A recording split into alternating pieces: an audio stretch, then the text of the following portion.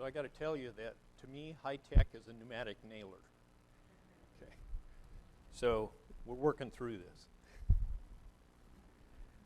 Good morning. It's good to see everybody. I'm glad you're here, and I'm glad to be here. It's kind of interesting that over the last year's few, maybe two, this whole thing about aging has kind of taken on a new look for me. You know, I learn something all the time. For instance, I just thought this morning, I learned that shaving, it dawned on me that shaving was a whole lot easier before I had wrinkles. You know, way, okay?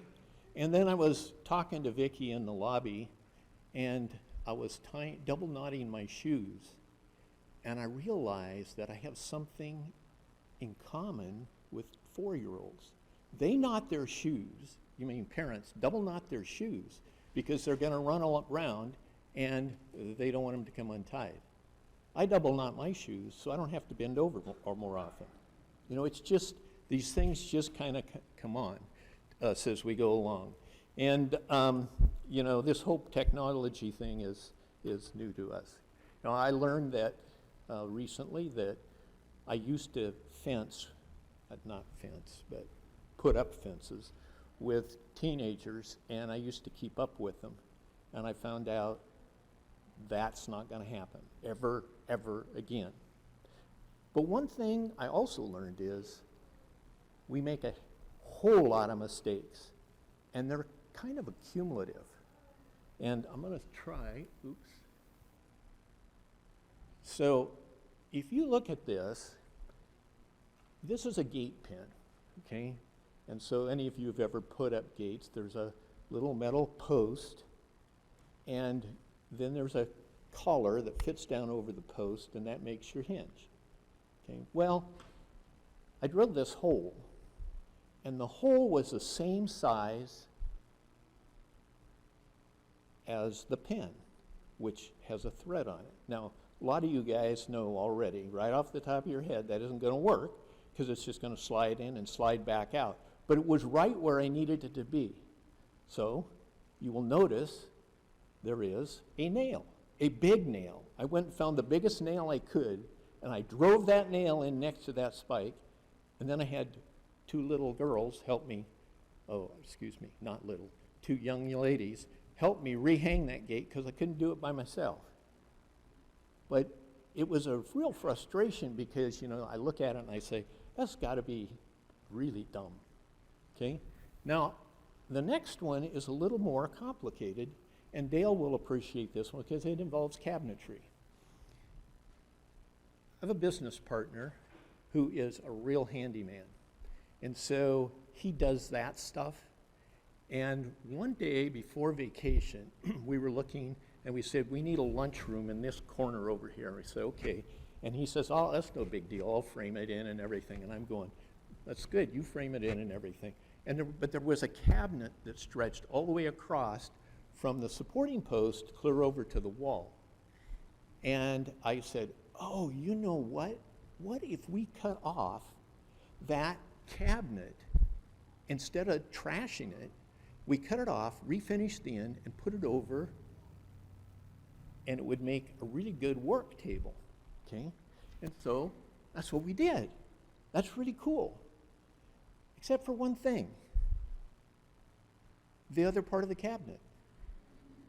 Okay, now, this might not occur right away, but if you look at this picture, the cabinet would have been to your right and gone all the way over the wall, and Mark sawed it off, finished it up, moved it where we planned to move it, and then he refinished this part and built the lunchroom around it. I came back from vacation and I was looking and I thought, Mark, boy, you did a really good, nice job. Look how that's all trimmed out and finished. It looks great. But I got to ask you, what in the world are we going to use that for? And he looked at me and he said, I thought you knew. He says, I thought this was your plan. I said, no. My plan was we get rid of that, we just have a corner. So the problem was, we have this huge, now this is much bigger than my gate pin, but we have this problem because it's a whole lot of work to tear it back out. So we said, now we'll just leave it like it is. And we did. And so now it becomes an object lesson because we get asked, a whole bunch of different people who work with us ask, what do you guys do that for? And we said, so we could give you an object lesson on communication, you know. And the problem was, I was focusing on the long part of the cabinet and what I wanted to. He was focusing on the kitchen, the lunchroom, and neither one of us really cared about this little corner, so he just did whatever came to mind. So it was a mistake. It was a big mistake. So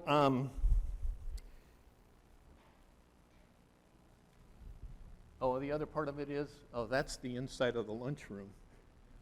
So if you can see what happened, we have this little bitty counter in the lunchroom. So it kind of compounded, and we end up with, foul-ups. Well, as I've gotten older, I realize some of these, like this one, are a little bigger than the gate pin, but it's not that big a deal.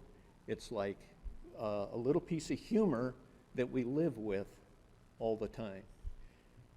And we make mistakes in life, and they kind of start to pile up. And so the question is, how do we see ourselves in view of the mistakes that we've made when we come to my age, and I'm one of the older guys in the room, so when we get older, how do we look at ourselves in light of the mistakes? And some of them are gate pins, and some of them are cabinets, and some of them are a whole lot bigger. And all of us have made those mistakes, and none of us feel good about them. So the question is, what do we do with them? Especially once you get down the road and you kind of look and you say, this is like, it's not like I made one mistake. It's like they just kind of piled up on me as we went along. And of course, when we look at it, we say, do we allow our failures to define us?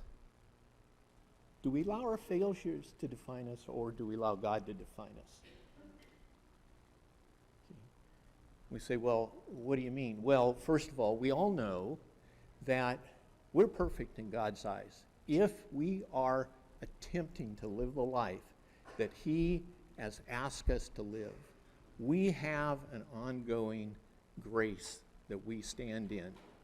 You can look at Romans 5, 1 and 2. And it's great. He let go of it. Question is, do we let go of it sometimes? Sometimes we have a tendency to hold on to those things and to define ourselves in ways that are counterproductive. That's the end of my PowerPoint, by the way. So when I think about this, and I think about, okay, well, how does this reflect in the Bible? I think, okay, well, let's think about Moses. Okay, so let's go over to Acts, the 7th chapter. In the 7th chapter, what we have is Stephen getting ready to be stoned for his speech.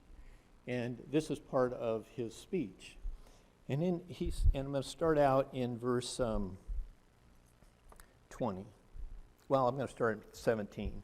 But when the time of the promise drew near with God, which God had sworn to Abraham, the people grew and multiplied in Egypt, till another king arose who had not known Joseph.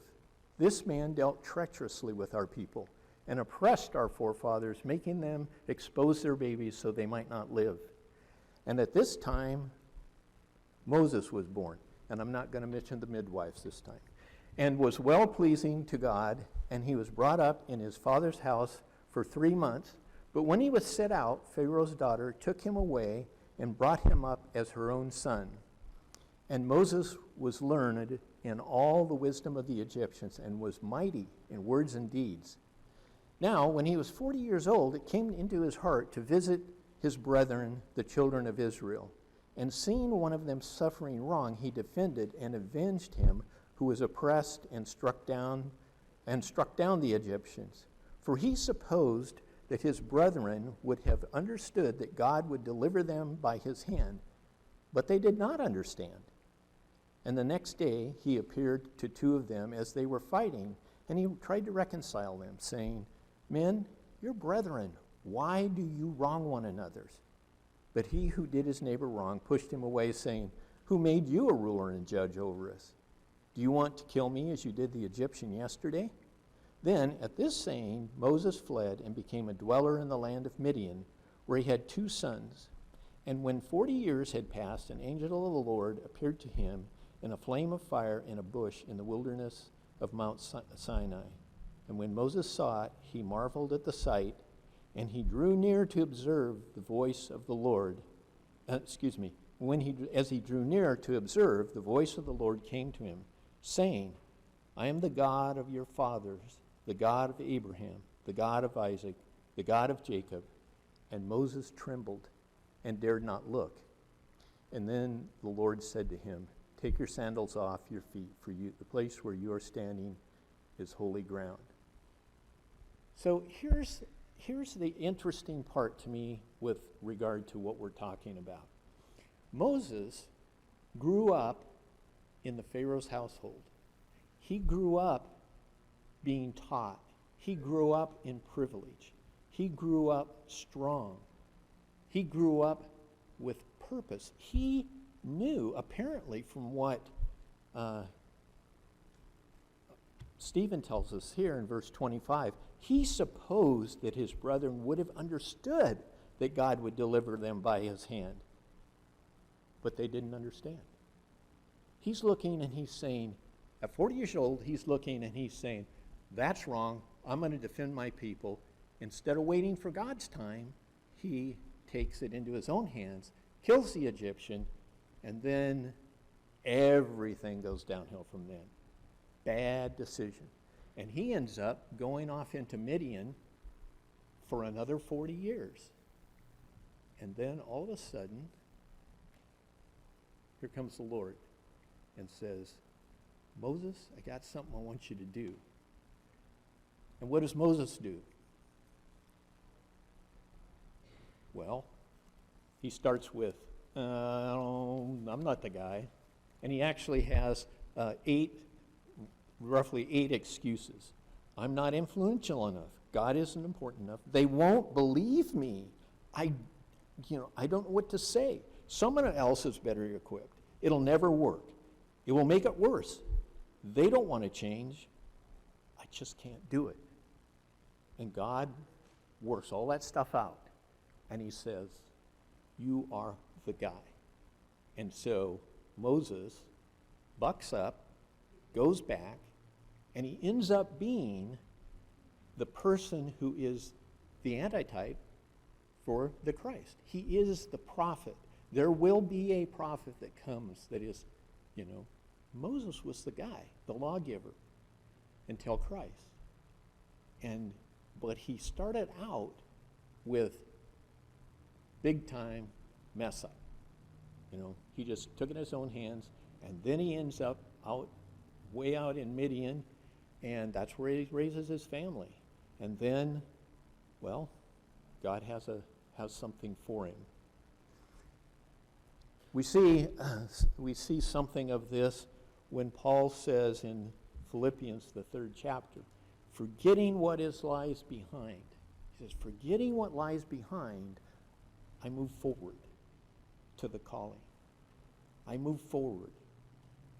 Does he remember?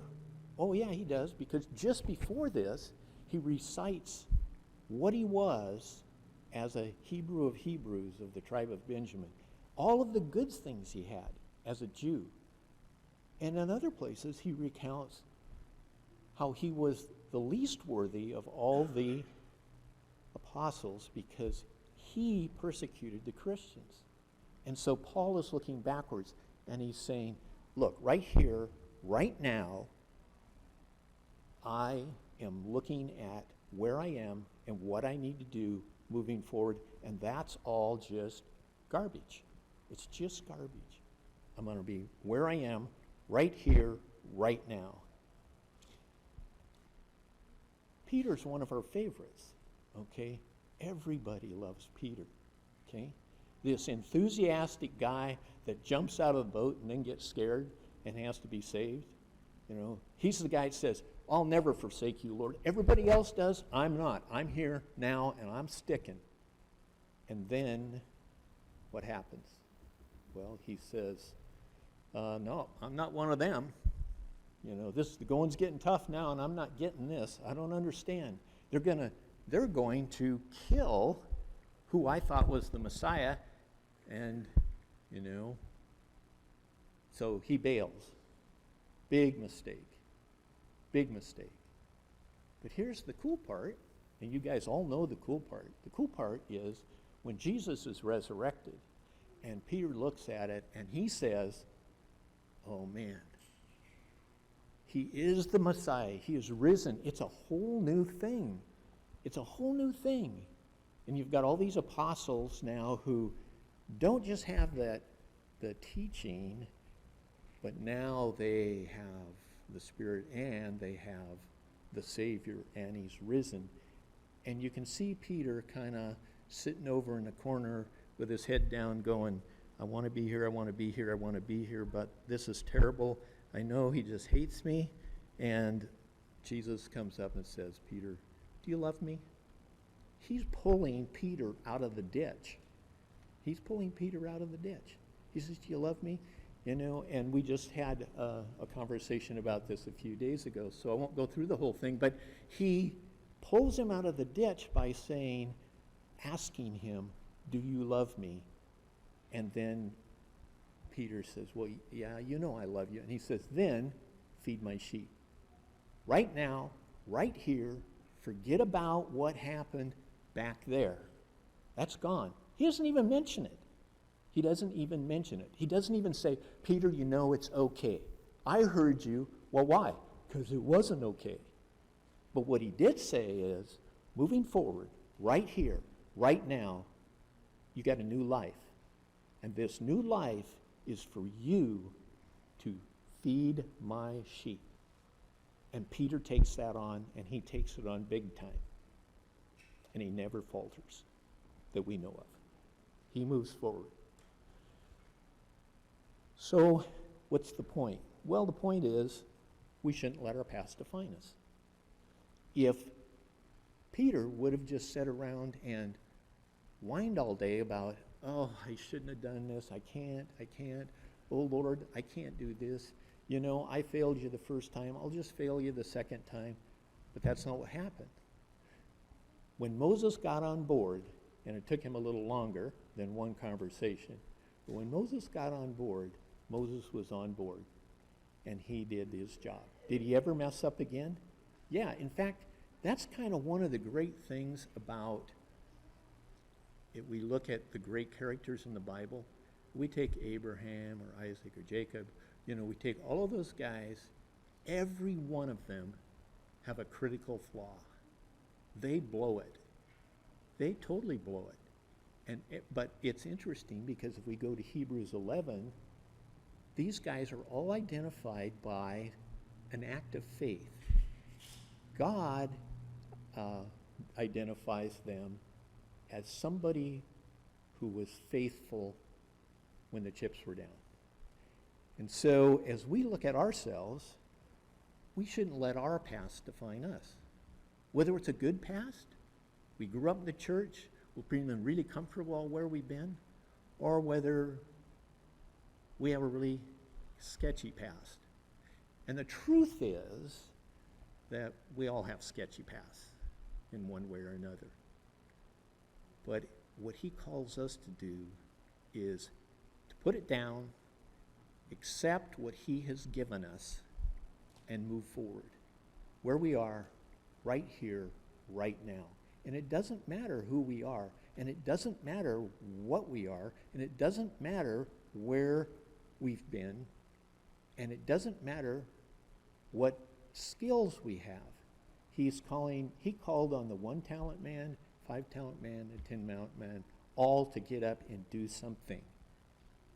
The 1-talent man, well, I know you're tough. I know you expect a lot, and so I hid it because I was afraid I'd lose it. What he challenges us to do is to not be the 1-talent man. You know, I don't know about you guys, but some days I wake up and I'm pretty sure I'm the 0.5 talent guy. You know? There are other days I get up, I'm feeling pretty good. You know, I'm feeling, hey, boy, look at this, it's sunny. Look what the Lord made. What a beautiful world. Man, I see him everywhere. And other days, it's just not quite that way. And he calls us to take our talent, to take where we are, and to move forward. And that's my whole lesson. Take where we are, move forward. God defines us as his children. He defines us as being perfect. He designs us as having a purpose. Let him define us, and let us not, either as a congregation or as individuals, define ourselves in ways that make us less, because it just doesn't do anybody any good. We just take a hold of it. And I'm not saying pull yourself up by your bootstraps. Come on, buck up. I'm saying we have that value inherently, whatever it is. If you have not been there yet, you're still dragging around your past because you haven't been able, you haven't accepted Christ, then we always, at the end of our lessons, offer the chance for you to become a child of Christ, to totally wipe that out. You know, in Romans, the 6th chapter, when Paul is talking to them, he says, don't you know that you who were baptized into Christ have put on Christ? He's talking about what happens when you let go of the past and you put on new clothes. I don't have a coat up here like Chris did, so I'm not going to swap out. But he says you put on something new. If you're ready to put on something new, then as we stand and sing, we invite you to come forward, and we will assist you in being baptized. And the rest of us, as we sing, we just think about where we are right here, right now, and what can we do. And I'll tell you what, if you can't figure out what to do, come talk to me. Okay? And I'm serious, because there is something for everybody, no matter what. Let's sing.